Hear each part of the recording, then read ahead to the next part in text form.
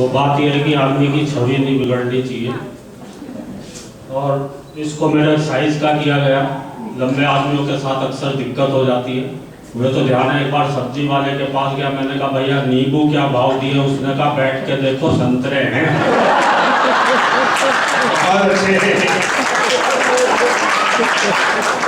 आप सभी को प्रणाम करता हूँ। मंच पर उपस्थित अपने दोनों कवि मित्रों को प्रणाम करता हूँ, माँ सरस्वती को प्रणाम करता हूँ और आप सबसे निवेदन करता हूँ मेरे स्वागत में दोबारा जोरदार तालियां बजाएं। मैं तालियां इसलिए बजवा रहा हूँ क्योंकि बाद में भरोसा नहीं है। एक दो छोटी छोटी कविताएं मैं भी आपको सुनाऊंगा, पसंद आएंगी ठीक है, नहीं तो 3-4 और सुनाऊंगा। बड़े मन से आप लोग सुन रहे हैं, आप तो इतना अच्छा सुन रहे हैं, वाकई में आप इतना अच्छा सुन रहे हैं, वाकई में आप सभी लोग जो एक्सपोर्ट करने लायक थे।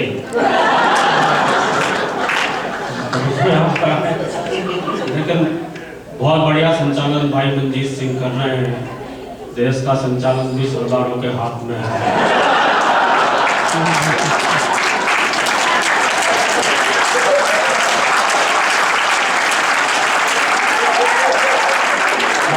वो तो महिलाओं के इशारे भी कर रहे हैं भैया।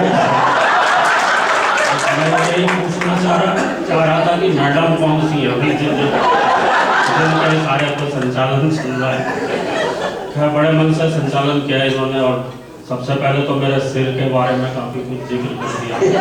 काफी गंजे आदमियों के सर पर पत्नियां हाथ फेरती हैं तो बाल ऐसे हो जाते हैं। जो मेरे जैसे लोग बैठे हुए हैं वो बिल्कुल भी ना घबराएं, मेरे पास जवाब है। मुझे इस आदमी से बहुत सहानुभूति है।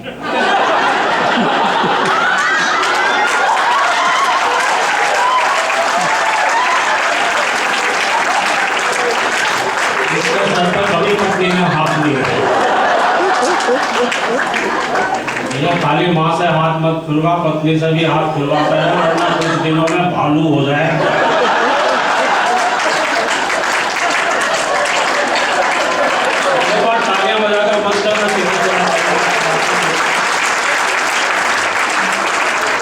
मैं तो पहली बार आपके बीच में आया हूँ, बहुत बढ़िया सुन रहे हैं आप। वो छोटे छोटे बच्चे यहाँ पर बैठे हुए, कोई एक भी बच्चा कोई उद्यम नहीं कर रहा, वरना कभी कभी तो एक एक बच्चा कई कई कवियों पर भारी पड़ जाता है।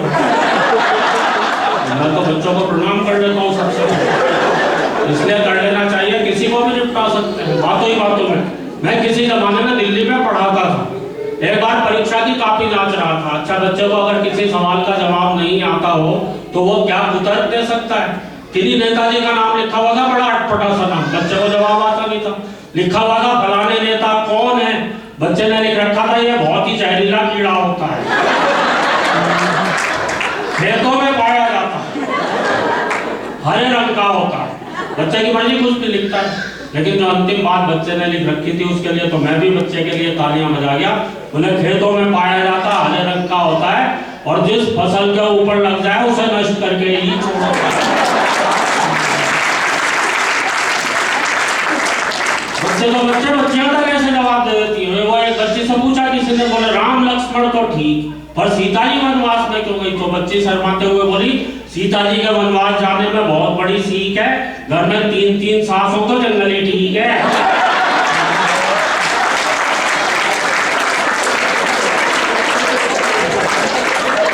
इन बच्चों को तो कोई वैसे भी कुछ नहीं कह सकता। इसका वॉल्यूम अगर थोड़ा सा तेज हो सकता हो तो इसका कर दें, मुझे तो बात नहीं है। थोड़ा बढ़ा दो नहीं, उतना चू चू ना करे उसके बाद। वो बच्चा हो तो मुझे ध्यान है, एक बच्चा छुट्टी मार के घर पे आ गया तो उसके दादाजी बोले देख सामने से तेरे मास्टर जी आ रहे, छुप जा। बच्चा बोला मैं क्यों छुपूं, आप छुपो, आपके मरने की तो छुट्टी लेके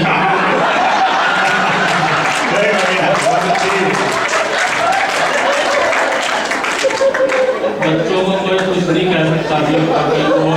एक बच्चे से मैंने पूछा बेटे जिसे सुनाई नहीं देता उसे क्या कहते हैं? बच्चा बोला जी जिसे सुनाई नहीं देता उसे तो कुछ भी कहो। बच्चों के लिए तालियां बजाए। बड़े मन से सुनना है, वरना हर जगह कवियों को इतने मन से नहीं सुना जाता भाई साहब। बिल्कुल जो सच बता रहा हूँ, कहीं कहीं तो हमें ऐसे उखाड़ने वाले श्रोता मिलते हैं, कभी अपनी कविता की एक लाइन पढ़ता है, सुनने वाले इतने उस्ताद दूसरी लाइन अपनी तरफ से। बिल्कुल सच्चा किस्सा बता रहा हूँ। मेरे पड़ोस में एक कवि सम्मेलन चल रहा था, एक नए नए कवि आए, आते ही उन्होंने कविता की एक लाइन पढ़ी, बोले मेरी मम्मी ने कुत्ते का एक पिल्ला पाला। कभी श्रोताओं में से खड़ा हुआ बोले और उसे मंच पर छोड़ दिया।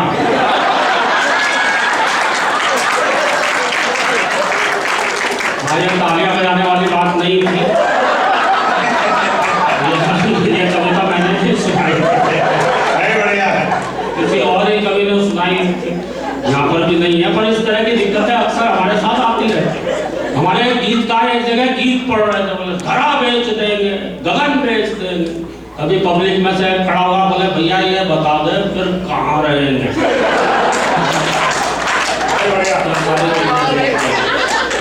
अभी पिछले दिनों मैं जेल में गया, हाँ भैया वहाँ कवि सम्मेलन था। जेलर महोदय ने कवि सम्मेलन करवाया था और ये सोच के करवाया था कि शायद कैदियों की सजा में थोड़ी बहुत कमी रह गई है।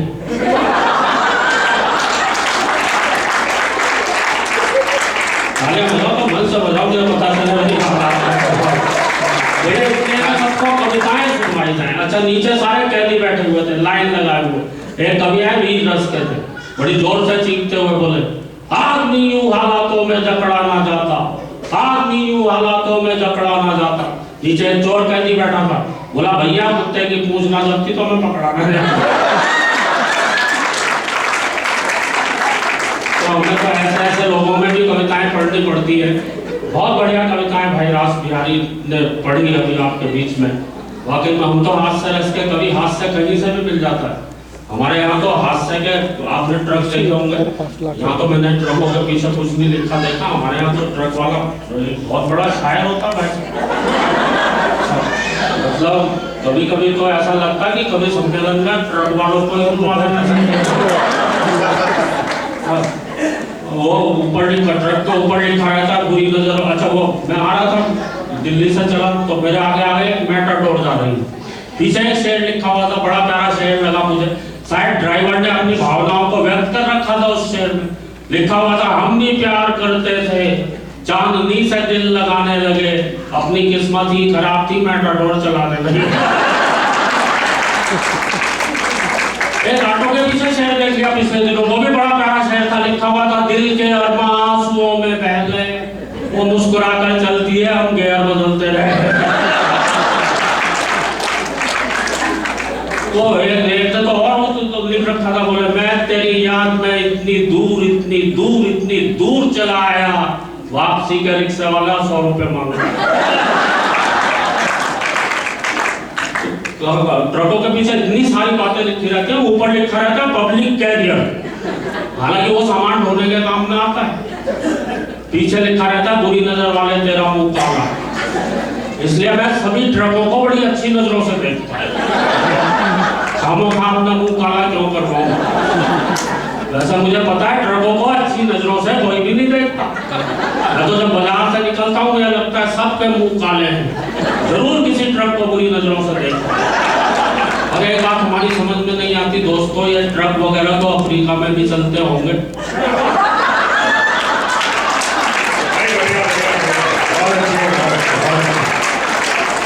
वहाँ ट्रकों के पीछे क्या लिखा रहता है?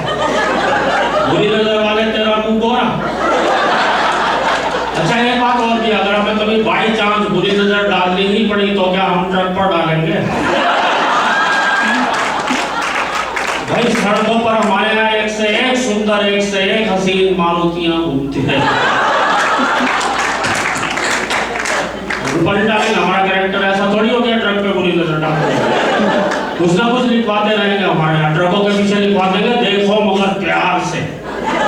मैं एक दिन एक ट्रक को पूरे 1.5 घंटे तक देखता, मुझे एक भी चीज ऐसी नजर नहीं आई जिसे प्यार से देखा जा सके। अच्छा दोस्तों ये ट्रक वगैरह दुर्घटना हो जाती है, करुणा का विषय है। और कभी कभी हंसी आती है एक्सीडेंट देख के भी। गर्मियों की बात है, मैं शिमला जा रहा हूँ, मैंने देखा है ट्रक खाई में गिरा हुआ था और ट्रक के पीछे लिखा हुआ था हम सुनहरे कल की ओर बढ़ रहे हैं। और उसे खाई में सुनहरा कल नजर आ रहा। मैं कुछ और आगे गया, एक और ट्रक ट्रक मिला, वो भी खाई में गिरा हुआ था, लेकिन एक पेड़ के सारे अटका हुआ था, ऊपर लिखा हुआ था एक तेरा सहारा। ऐसा इसी के लिए पैदा हुआ। ये तो कुछ नहीं, एक और एक्सीडेंट देख लिया, एक मारुति कार और एक ट्रक का एक्सीडेंट। लोग बात कभी कभी शौक में फिल्मों के नाम लिखवा देते। मारुति कार के पीछे लिखा हुआ था सावन को आने दो, और ट्रक के पीछे लिखा हुआ था आया सावन झूम के।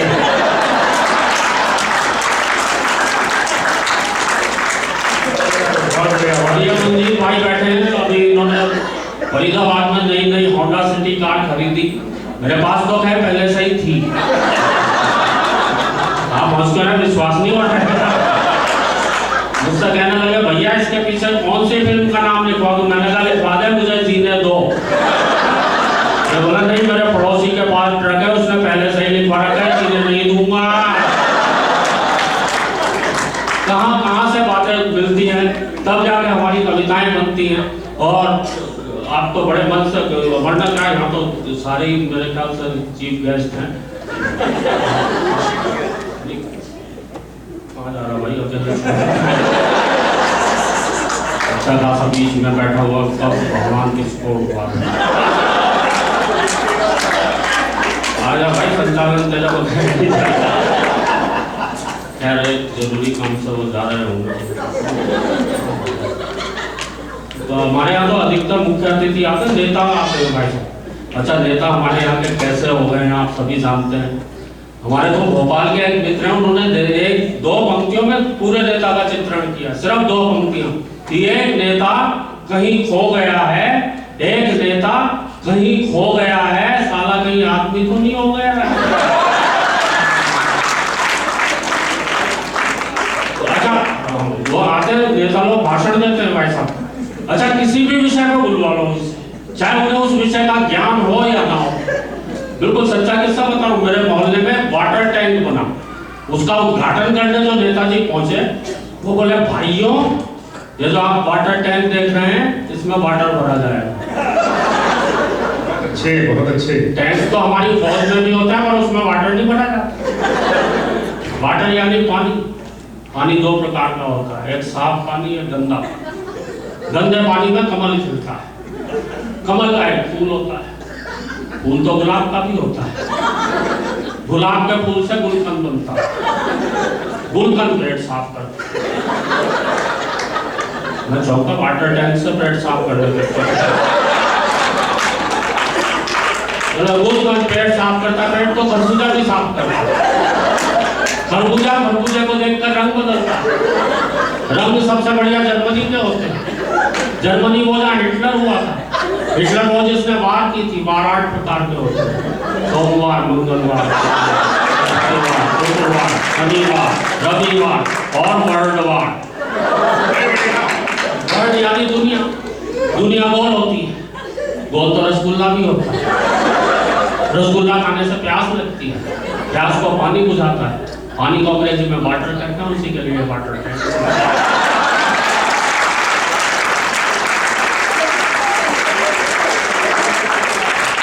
पता नहीं कहाँ से शुरू हुआ। अच्छा, नेता तो हमारे यहाँ तो राजनीति हंसा भी सकती भाई साहब। मेरे यहाँ तो अभी नगर निगम के चुनाव हुए दिल्ली में, एक बड़ी दिलचस्प घटना मेरे मोहल्ले में घटी। एक लड़के ने एक लड़की को कमल का फूल भेंट किया। तो लड़की को गुस्सा आया, उसने तुरंत उस लड़के के गाल पर एक तमाचा धर दिया। लड़का बोला तुमने ये क्या किया? लड़की बोली कुछ नहीं किया, तुमने अपनी पार्टी का चुनाव चिन्ह दिया था, मैंने अपनी पार्टी तो अच्छा हुआ उसको लड़की हमारे यहाँ सीपीएम की नहीं थी, वरना स्थिति और भी खराब हो सकती थी। कहाँ से एक कविता विशेष आपको सुनाना चाहता हूँ इस दौर में, और बड़े मन से आप लोग सुन। मैंने हास्य रंग में तरह तरह के प्रयोग किए हैं, और मैं आपको एक हास्य रस की डरावनी कविता सुनाने चाहता हूँ। बहुत अच्छे। डरावनी इसलिए क्योंकि मेरी इस कविता में भूत प्रेत हैं। और भूत प्रेत होते हैं नहीं होते हैं, लेकिन ये तो अलग बात है। लेकिन जब से मैंने भाई मंजीत को देखा है, तब से मुझे भी विश्वास होने लगा कि कुछ ना कुछ तो होते ही।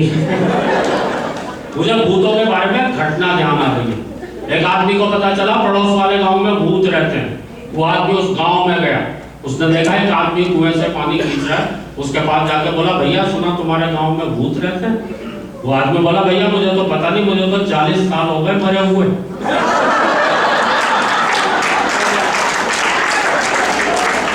अब उस आदमी की क्या हालत हुई वो तो वहां खड़े खड़े ही मर लिया। कविता की शुरुआत देखना कितनी डरावनी। भाई साहब बैठ जाओ, बहुत डरावनी कविता सुनो। अंधियारी रात भौंकते कुत्ते। डरावनी कविता ऐसे ही शुरू होती, पहले माहौल बनाना पड़ता है। अंधियारी रात भौंकते कुत्ते, सुनसान हवेली, हवेली में कंगूरे, कंगूरों में चमगादड़, मकड़ियों के जाले, नीचे तहखाना, तहखाने में खिड़की जो बरसों से किसी ने नहीं खोली, वहां बैठी थी भूतों की एक टोली। डर गए क्या? नहीं डरे तो आप डरो। वहां बैठी थी भूतों की एक टोली, आपस में बतिया रहे थे। आदमियों के एक से बढ़कर एक भयानक किस्से सुना। तो पूरी व्यंग की कविता है, एक एक पंक्ति आप गौर से सुने, आपको कविता में आनंद आएगा। आपस में बतिया रहे थे, आदमियों के एक से बढ़कर एक भयानक किस्से सुना रहे थे।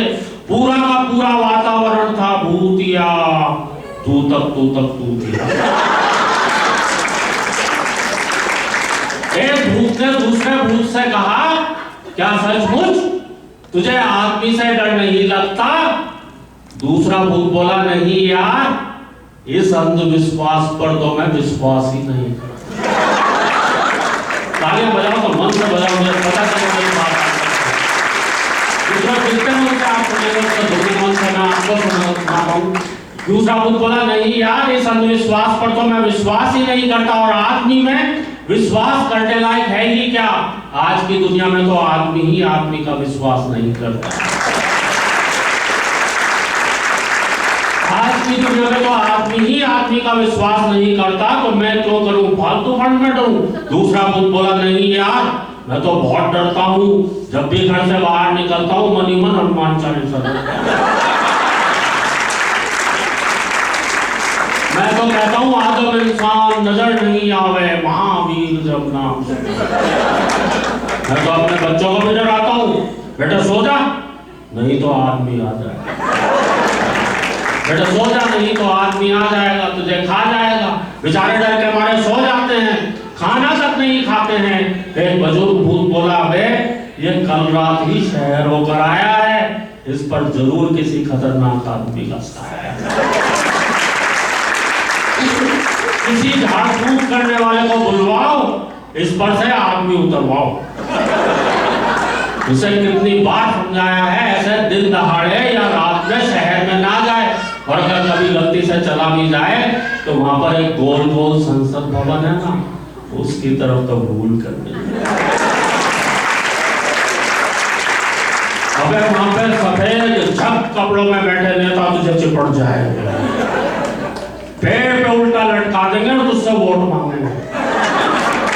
और मित्रों, अगली पंक्ति अगर आप तक पहुंचती हो तो एक एक श्रोता का आशीर्वाद चाहता हूं, पेड़ से उल्टा लटका देंगे और तुझसे वोट मांगेंगे। और याद रख, अपने इलाके की वोटर लिस्ट में तू वैसे भी अभी तक नहीं मरा होगा। याद रख, अपने इलाके की वोटर लिस्ट में तू वैसे भी अभी तक नहीं मरा होगा, वहां भी तेरा वोट होगा। एक भूत बोला, यार इन नेताओं की भली कही, इस भूतनाथ प्रताप को लो।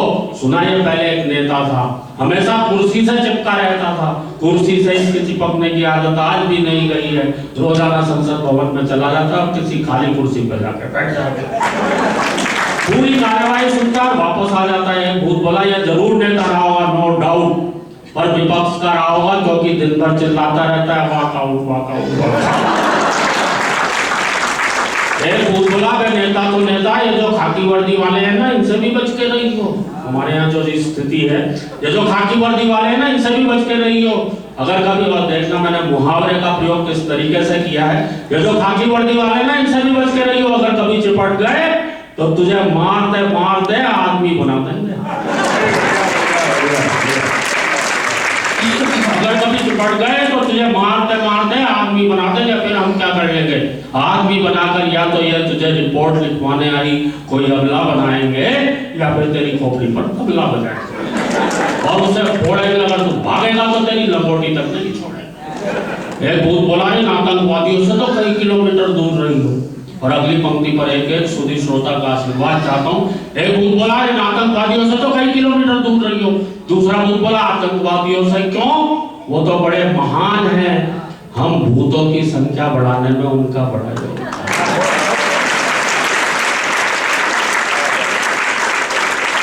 एक कमजोर दिल वाला भूत बोला, भैया रात बहुत हो गई, अब सो जाओ। आर्मी की बातें कर करके मुझे और मुश्किल, कई बार तो चक्कर खा चुका हूँ, 2 बार तो डर के मारे बाथरूम जा चुका। एक वरिष्ठ भूत बोला, मैं डरपोक, जरा उन आतंक बस्तियों के बारे में सोच जो भरी पूरी होने के बावजूद वीरान हैं, जहां आबाद शमशान और कब्रिस्तान है, जहां आदमी आदमी से बहुत डरता है, रात में तो क्या दिन में भी घर से बाहर नहीं निकलता है। आज का आदमी तो बहुत बहुत भयावना है, वो तो हम सबसे भी ज्यादा डरावना है। चलते चलते छोटी सी कविता आपको और सुनाना चाहता हूँ। स्वागत भैया, बता देना भैया। नहीं खड़े खड़े सुनाना, चलते चलते मत सुनाना। चलने से पहले सुना। वाक्य में वो जो बता रहे थे कि वो 3 भाषाएं, तो चौथी याद नहीं आई मुझे। आ गई कौन सी चौथी भाषा दीदी आपके घर कौन सी बोली जाती है? आपके यहाँ जो वो हीरो वाली है ना, जो बिल्ला, उसकी भाषा चौथी हो सकती है। अच्छा, आप तो इतना अच्छा अखबार निकालते हैं। एक कविता बिल्कुल सहज सी कविता है। हम लोग सुबह सुबह उठते हैं, अखबार पढ़ते हैं, जल्दबाजी में होते हैं, कभी कभी पूरा टाइम नहीं होता अखबार पढ़ने का, खाली हेडलाइन पढ़ करके चल देते हैं। कभी कभी अकेली हेडलाइन, अकेला समाचार आपको हंसा सकता है भाई साहब।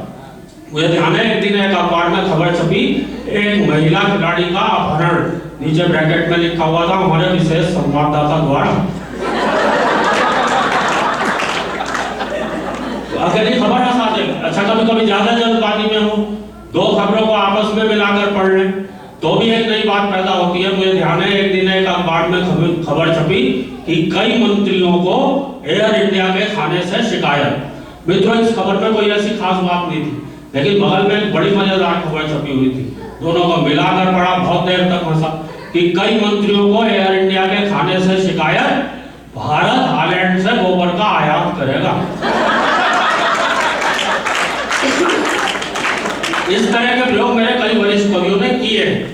एक नया प्रयोग इसमें मैंने भी किया है। अच्छा, एक बिल्कुल सच्ची घटना अपनी दिल्ली की बताना चाह रहा हूँ। पिछले साल की 16 नवंबर की घटना है। उस दिन हमारे यहाँ दिल्ली में इतनी शादियां थी, एक ही शहर में 35,000 शादियां। संयोग की बात है। अच्छा, संयोग देखिए, उसी दिन हमारे देश में बकरा ईद भी थी।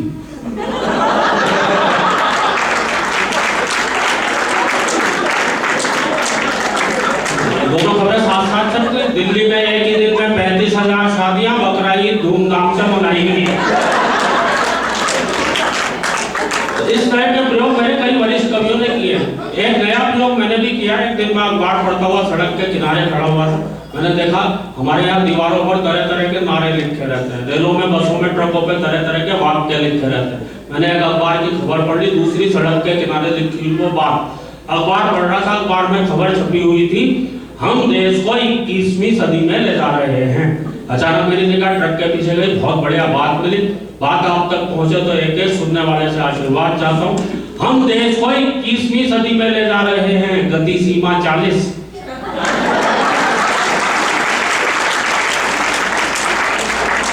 हम सन 2000 ईस्वी में 1 अरब हो गए। ठहरिए, आगे खतरनाक मोड़ है। और अगले जोड़े पर फिर आपका विशेष ध्यान चाहता हूं। 5 आतंकवादी अपने बम विस्फोट से खुद ही मरे। आत्मनिर्भर